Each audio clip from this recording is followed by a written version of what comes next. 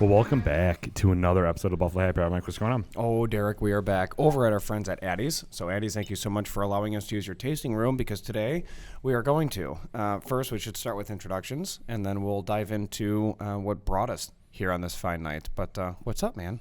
Not much. Thanks for having me, guys. Absolutely. So, name, title if you have one, company you're with, and then we'll dive into all things Brown. Sounds good. My name's James Fachko. I work for Empire Merchants North.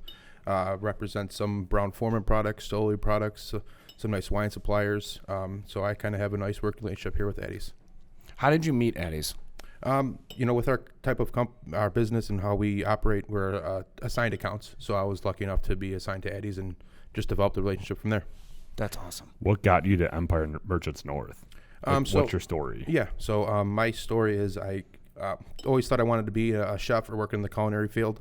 So I went to school, met a lot of people that way, started working in restaurants, started working at Tempo, and just kind of worked through the ranks there for a while, met a lot of great people, met some people who transitioned into this industry, into sales, and kind of just over time segued into it. So you never was there ever any thoughts when you were making that decision to stick and be a chef somewhere? So I actually stopped pursuing being a chef probably about 10 years ago. Okay. So when I got into Tempo, I was working mostly in the front of the house. Worked as a busboy, server, food runner, manager, what have you. Mm-hmm. And we kind of just decided, I decided that I just didn't really want to go back into the kitchen. Kind of felt dealing with people, and I loved the spirits, Mm-hmm. and I loved wine. So kind of thought it was kind of a better progression for me. Yeah, that's an interesting point because when you talk about chefs and everything, they're kind of talked back away, and they don't get a lot of socialization, which I feel like is interesting. But they have a huge piece. Oh, they're everything. Yeah, they're the lifeline of the restaurant for sure. But like that's part of it too. I like to see the experience guests are having. I always like to see I guess the gratification of all the hard work that goes into it. You kind of can see more of that in the front of the house. Did you go to culinary school to start? Yeah, I went to ECC North. They have a great culinary program. With doing that, I was able to go on an internship on the Amalfi Coast. They were the first group to go from here. We partnered with a school in Anne Arundel Community College in Baltimore, and there were 10 of us that went to the Amalfi Coast, 10-week program. Really was an awesome experience, and really showed me what it would be like to work full time in the restaurant. As a chef and or as a front of the house worker. Do they get into like pairings? We'll talk about like the juice later on, but did they get into pairings in culinary school, or was it more just how like the fundamentals of how to make food? No, they absolutely get into pairings. They want you to know what works well with each other. It's not the focus, but there certainly are classes and courses you take in addition to your actual labs and culinary classes. Because when you're talking about pairings, you can learn the fundamentals behind it, but I feel like it's all experience. Like, oh, this Jack Daniels, I had it last night with a blackened chicken and it went so well together. Like, I feel like you need those experiences and you can't just be told what to do. Do you feel the same? Yeah, absolutely. Yeah. I mean, the only way to know what pairs well, you can read out whatever you'd like. Unless you actually try the things together, you won't really be able to put it together, I think, long term. Sure. So you could see the specific of, this goes with a Chardonnay, or this might go with a good bourbon or a Scotch. But until you have those flavors together and experience those things, it's really hard to do it long term, I'd say. So How did you know what pairs with Jack Daniels? I didn't.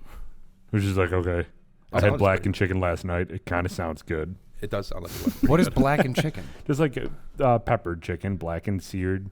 I don't know. I make stuff up, and you just believe me. Yeah, basically. That's how we got through college. Correct. So you are in the restaurant industry, and then you're like, I kind of want to pursue a path outside of the restaurants. Exactly. What made you choose Empire Merchants North? Through my time working, I just worked with people who transitioned into Empire. It always seemed like a great company to work for. A lot of good people working there, a lot of good brands they represent, and the opportunity arose, and that's what I went with it. So good for you. Yeah, we deal a lot, obviously, with Addie's and distributors coming in and talking to liquor stores and everything to like, hey, sell this product. What is the process to getting into a restaurant, like that other side of distributing? What's that like? Honestly, it's essentially the same. Okay. So we have territories. You get assigned into specific accounts, and then you go in and you try to sell your products and try to make things work for both you and the restaurant. You kind of treat it as a business partnership. You tell them deals, things that are better off from the buy, certain times from the buy things. You know, it's kind of a working relationship. It's got to be awesome too, just because they're going to have the SKU, right? And they're like, okay, we have Jack Daniels. And then all of a sudden you're their rep with Jack Daniels through Empire. And all of a sudden something like this drops and you're like, I got to swing by, just because this is something that could totally transform your bar. So many different cocktails, a whole different audience.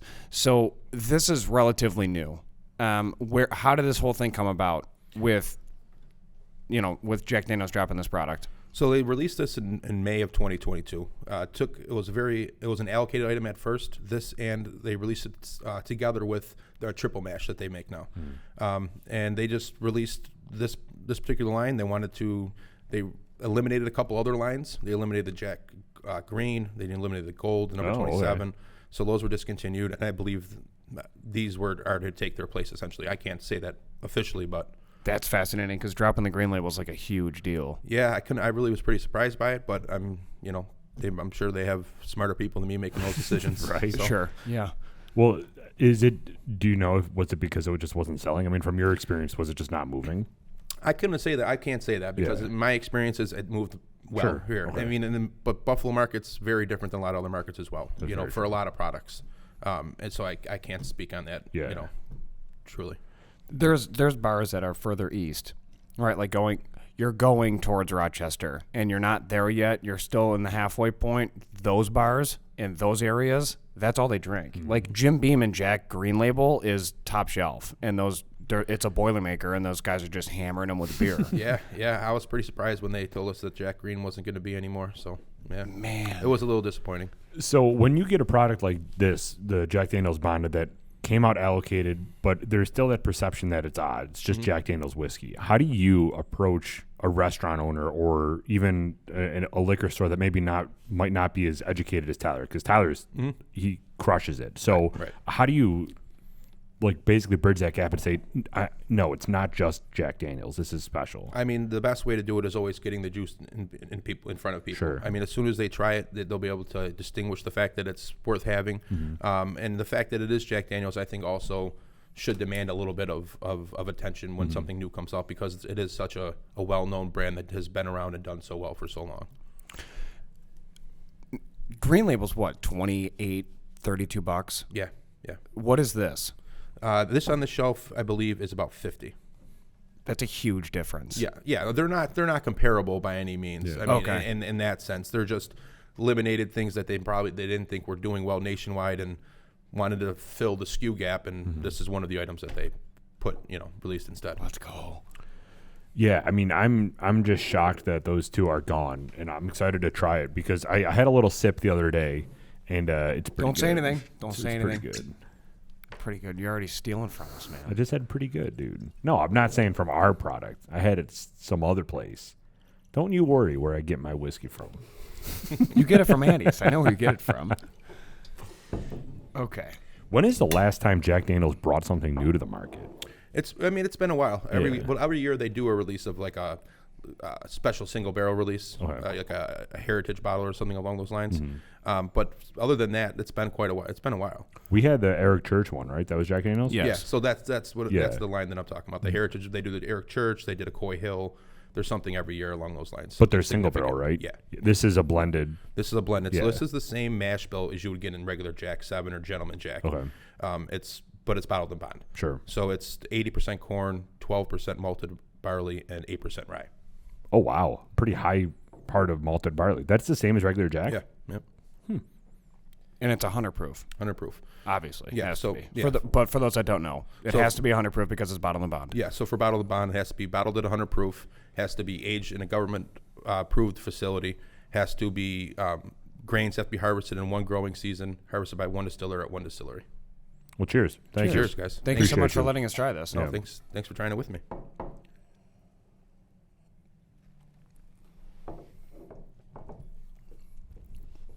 What are your thoughts?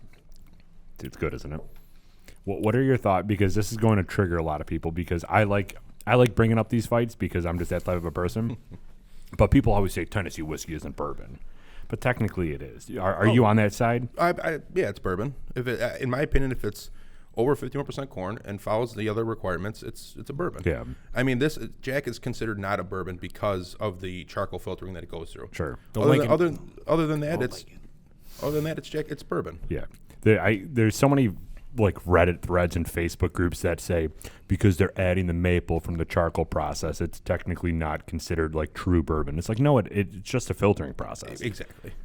It's good that you're on that side because I was going to fight you. No, I'm just kidding. But this is really good. This is this doesn't taste like 100 proof at all. No, it's very smooth. What was the mash bill again? 80% corn, 12% malted barley, 8% rye. I can't tell you the last time I had a whiskey where malted barley, outside of obviously Scotch and Irish whiskey, where malted barley is higher than a flavoring grain. Yeah, and it really muzzles down the baking spice. Oh, yeah. On this, and it really makes it that much smoother. That's a super good call by them. Yeah. In my opinion. Yeah. I love the way that this But what's wild to me is that transitions. this is the same stuff. Is there other, like the same mash bill? I didn't think that Jack did that. No, I didn't either. I really didn't know about that at all. So Jack, the gentleman Jack, they're all the same mash bills. Mm-hmm. They're just aged and treated differently. Do you know how long their normal stuff is aged? They don't disclose us. They don't disclose So they it. didn't say this? No, this is they say at least 4 yeah. years. Yeah. Been working on it for a while. Probably, I'd imagine so. It's got to be like a 6 or 7. Yeah. I like this. This is very smooth. Yeah, I mean, it's delicious. And I mean, I don't know if you guys are aware, but this was just Whiskey Advocate #1 this year for 2022. Wow. So that's pretty cool thing for Jack Daniels. Well, you get into bottled and bond products, and to find one at 50 proof that's good is kind of hard. They're more around like the $70 range, aren't they, for most things, especially in New York? Oh, yeah, for sure. They're definitely up near 70, 75. Yeah. Yeah, single, high, 100 proof stuff's definitely going to be up there. So when you compare this, if you were to do a side-by-side tasting with triple mash, how does its triple mash compare to this? Is it like way more spicier? It's a little more spicy. It's a little bit more rye content, so it's definitely going to be a little bit more bold. But I mean, personally, I like this one a little bit better, to be honest. Yeah. Do you know what the mash bill is for the triple mash? It's this mash bill. So there's 3 different mash bills in it. There's this mash bill. There's the rye mash bill, which is 80% rye, 12% malted barley, and 8% flipped. Yep. And then the third one, I don't recall exactly what the mash bill is, but it's a mixture of the 3 specific different mash bills. Oh no, you know what? I'm sorry. It's 100% malted barley that I've never seen a bottled or available. Is it really? Yeah. And same thing, they didn't disclose the age? Correct. Wow. Dude, that's got to be so sweet. All that malted barley. Yeah, that's got to be super sweet. Yeah, I mean, I could. I actually, if you want to try it, we could try it. Yeah. Yeah. So, wow. I didn't know that Jack made 100% malted barley product. I feel like I sleep on Jack Daniels a lot. And We all do. yeah, everybody knows that I'm kind of a proponent on not liking Kentucky whiskey or Kentucky bourbon because I feel like you have all these distilleries in one area. You have climate, humidity, barometric pressure, basically the same. So there's not a ton of deviation you're going to get in Kentucky. Tennessee whiskey kind of gets lumped into that, but it's completely different. And whenever I go out to someplace that has like options, and there's a Jack Daniels, there's a what's the main Kentucky bourbon that's like always on bottom shelf? At a bar? Jim Beam. Yeah. So you get like Jack Daniels and you get Jim Beam. I'm always going Jack because I love that maple taste to it. But I feel like everybody sleeps on Jack Daniels just because it's a well product people associate it as. But this is fantastic. And I'll be honest, I don't know if I would even consider Jack much of. I'd say it's a little bit above well. I mean, it's more of a premium call, I would say. It's definitely at that price point where it's Jim Beam too, though. They're in that same realm. Yeah. But yeah, for sure. I associate this a lot with like weddings. Jack Daniels with weddings absolutely. because you get those tiered packages. I literally just got married like a month ago, so it's going through my mind right now. Relax. We get it. You're telling the ladies to calm down. Yeah, right. I'm like, what's up? But Jack Daniels and Jim Beam are always on the wedding list, and I'm always going Jack Daniels. Yeah. So I didn't know that they made 100% malted barley product. I've never seen it bottled. I don't even know if it's even sold at the distillery. It's just in the and the informational sheet we get just gives us a breakdown of that information. But like I said, I've never seen it bottled. I don't even know if it's a real thing to buy. Yeah. But We got to try this. yeah, absolutely. Is it in?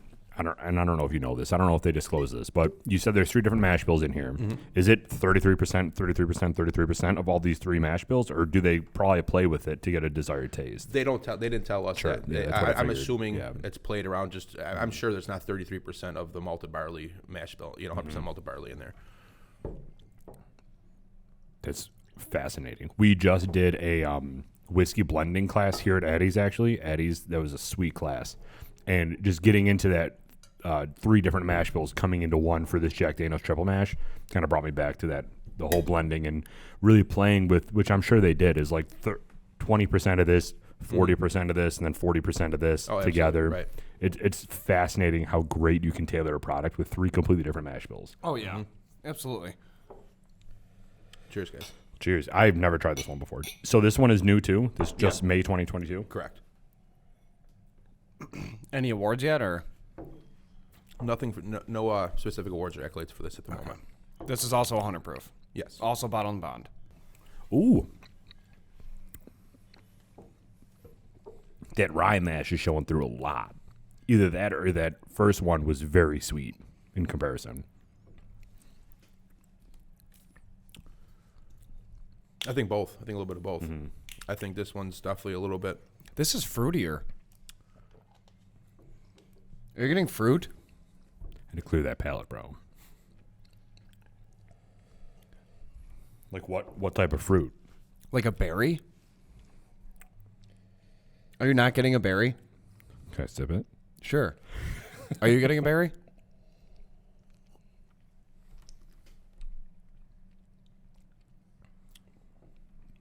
Yeah. I can get on your level on that. That really first initial bite has this like raspberry skin to it. And then it just goes down very rye. Something's there. Yeah. I can't place it, but something. It's like a raspberry or like some type of berry, or like a candied, sugary taste. Have you ever had like one of those dry raspberries just coming right out of the thing at Tops? No free shout outs, but like right out of the container at Tops, and then you kind of get the skin raspberry note that kind of has a little fuzzy on it. Yeah. That's kind of what I'm getting here right at the first part. Yeah. What is this for sale for? Right around the same. Right around the same? A little less. So after tax, you're like mid-50s. Yeah. I don't know Low what I like 60s. better. I I kind know, of like this one same. a lot. This triple mash is really good. This is fascinating. Again, we're trying it neat, not just because we're savages, but because we want it. We want to get that full experience. These are 2 very different products. And for 100 proof, they're so smooth.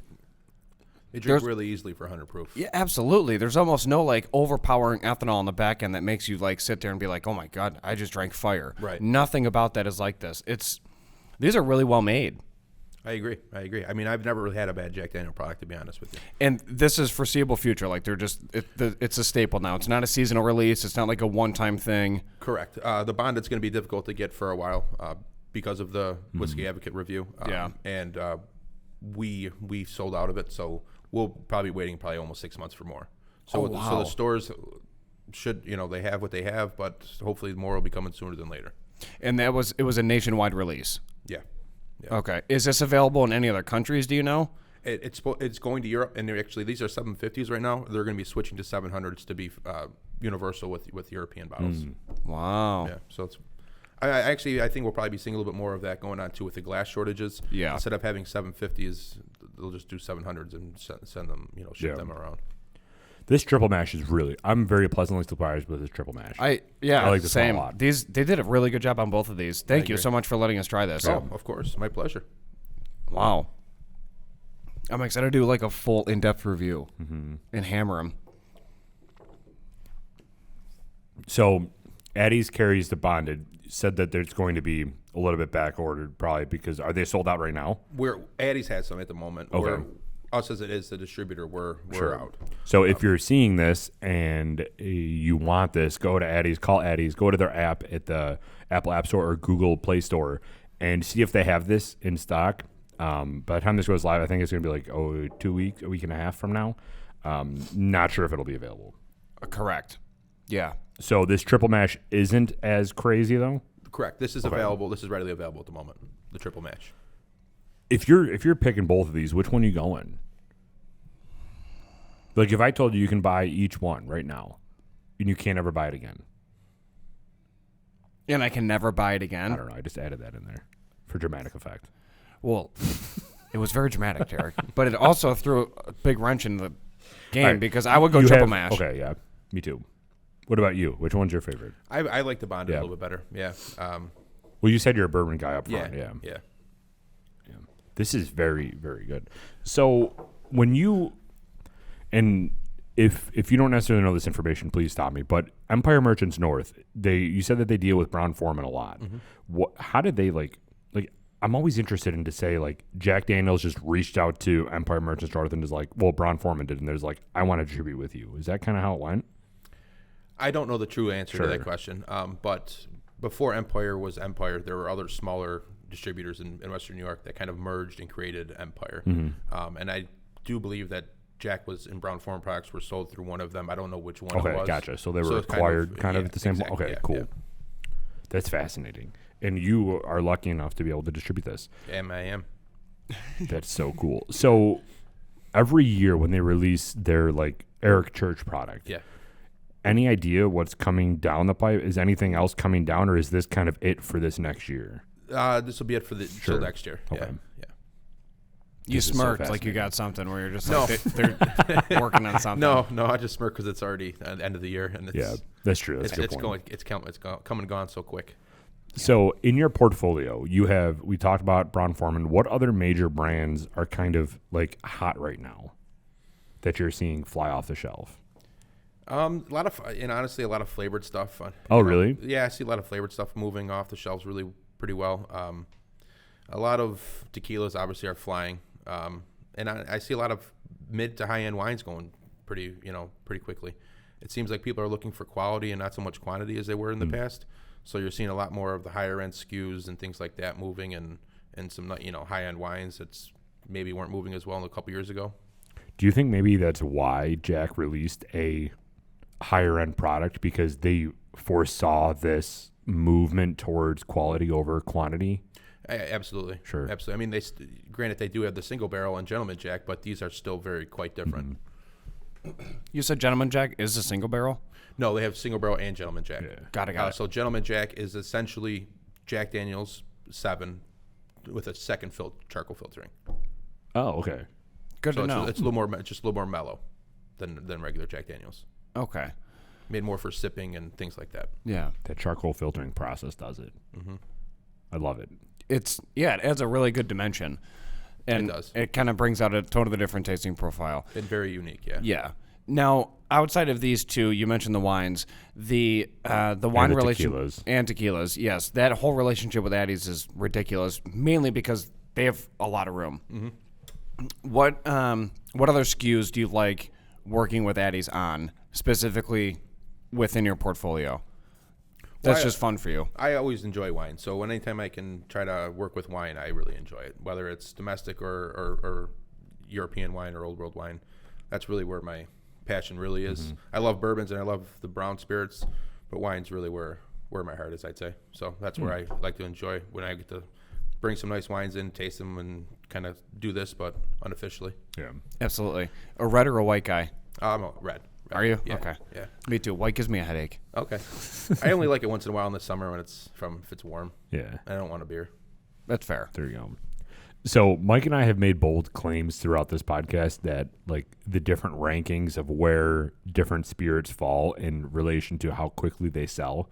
We always say like one day we'll say tequila's top and one day we'll say vodka's top. We don't know what we're talking about. 90% everybody listening knows. They're like, yeah, they have no idea what they're talking about. So coming from a distributor, what actually sells more? Is tequila really at that level where it's passing everything, or is it still vodka, gin, whiskey? Like, what are you seeing?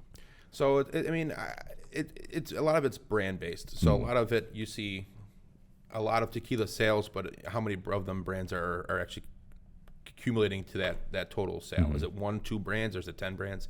I feel it's usually a few brands leading that whole category. I feel like bourbons and brown spirits, people are much more likely to try new things. You guys drink bourbons. You love trying everything you can try.